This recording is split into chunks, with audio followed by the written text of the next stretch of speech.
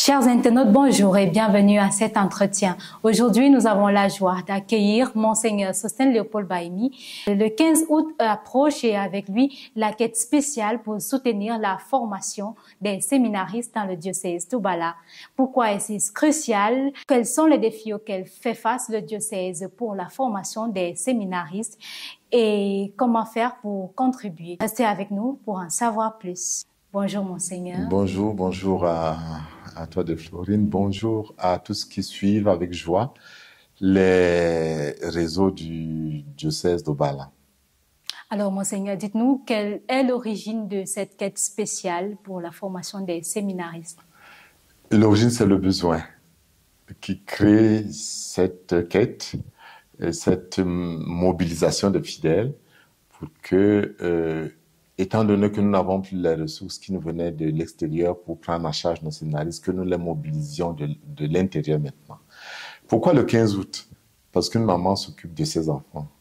Donc en fait, autour de la Vierge Marie, Notre-Dame de l'Assomption, nous appelons tous ceux et toutes celles qui aiment Marie de venir l'aider à s'occuper matériellement de ses enfants. Les prêtres sont les fils de prédilection de la Vierge Marie. Les scénaristes étant les futurs prêtres, c'est également une tâche pour elles de les encadrer. Et nous l'aidons à bien s'occuper de ces enfants. Alors, Monseigneur, puisque nous parlons là des séminaristes, pouvez-vous nous donner un aperçu du nombre de séminaristes dans le diocèse d'Oubala? Alors, nous avons des séminaristes 53 cette année, 4 en propédeutique. Nous avons 23 en philosophie, 17 en théologie et 6 en stage, les divers stages. Et nos scénaristes sont répartis dans plusieurs grands séminaires. Ils sont à Bafout, à Bambui, à Manfé. Ils sont également à Kwekon et à Douala. Et les autres sont dans les maisons de formation de la province ecclésiastique de Yaoundé, Sadindène, Otélé et Kolbisson.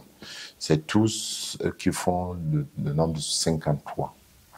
Alors, ils sont 53, cela vaut un coût financier. Alors, dites-nous, quels sont les défis financiers auxquels fait face le diocèse? C'est un coût financier assez élevé.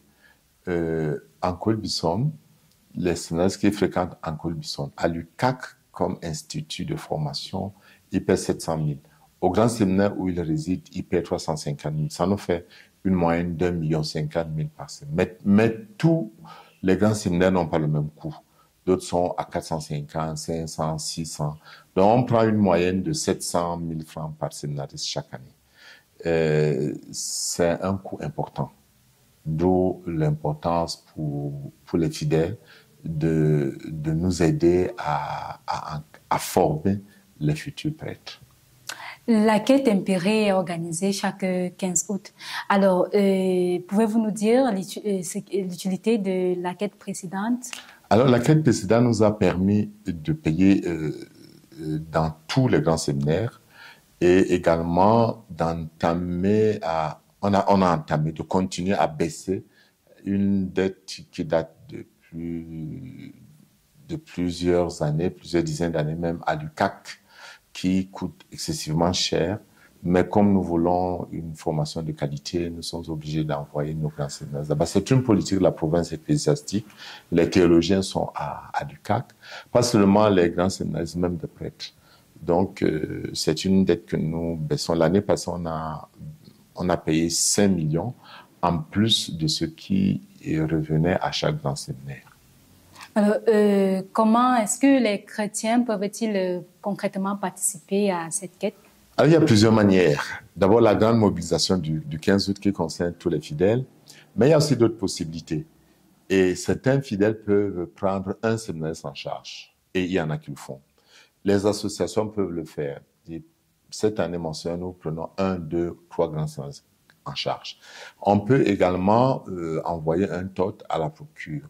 Les comptes OM ou bien Mobile Money se trouvent dans le site du diocèse, dans le compte Facebook. On peut également faire un transfert bancaire en prenant attache avec la procure ou l'évêché via le procureur, l'évêque lui-même, ou mieux encore le chargé de vocation, le chancelier. Mais il est important que chacun trouve une modalité pour participer à la formation des futurs prêtres. Alors, pour ceux qui participent déjà, avez-vous un message particulier à leur passer? Alors d'abord un message de remerciement. Merci pour ceux qui nous apportent déjà le soutien. Et je dois dire qu'il y en a. Si, comme j'ai dit, nous avons payé tout ce qu'il fallait payer l'année passée, c'est parce que les fidèles ont contribué. De diverses manières, hein, je venais de le dire. Mais je voudrais également appeler ces fidèles à parler autour d'eux, à intéresser d'autres personnes. Et je voudrais interpeller beaucoup d'autres fidèles. Nous aimons les prêtres. Et le 5 avril dernier, on a ordonné 12 prêtres. Nous étions tous heureux. Le prêtre d'aujourd'hui a 8 ans de formation qui coûte. Et les prêtres deviennent après les évêques. Nous sommes heureux d'avoir un monseigneur Dieudonné Espoir, un monseigneur Damas. Même le monseigneur Damas d'aujourd'hui était grand séminariste hier. Donc, participons à la formation de nos futurs prêtres, de nos futurs évêques. Participons à la formation de nos pasteurs. Chacun à son niveau. Mouraké, un peu en théorie. Alors, Monseigneur, nous restons toujours au niveau de la formation des grands séminaristes. Quelle est votre vision pour la formation, pour l'avenir de la formation des grands séminaristes dans votre diocèse? Vous avez sûrement remarqué que les séminaristes sont formés dans plusieurs grands séminaires. C'est pour diversifier la formation parce que notre pays devient maintenant un ensemble. Nous parlons du vivre ensemble. Et il y a à Obala, par exemple, une communauté, une paroisse naissante d'anglophones. Donc, il nous faut des séminaristes qui sont formés dans divers cadres. Je souhaite une bonne formation diversifiée de mes grands séminaristes. Mais cette formation ne se limite pas à la formation des grands séminaristes. Elle s'étend même à la formation des prêtres. Et ce que je disais pour les séminaristes vaut également pour les prêtres. Et je me suis donné comme premier objectif arrivant à Obala d'avoir une ressource humaine diversifiée, bien formée, et des prêtres qui croient en Jésus-Christ. Ceci signifie la nécessité de les former dans divers domaines, non seulement les matières ecclésiastiques comme la philosophie, la théologie, la Bible, le droit canonique, mais également des matières profanes. Donc, il y a un prêtre qui fait des sciences infirmières à l'UCAC, il y a d'autres qui font management, il y a d'autres qui font génie civil, il y a un qui fait génie informatique, il y a un qui fait architecture.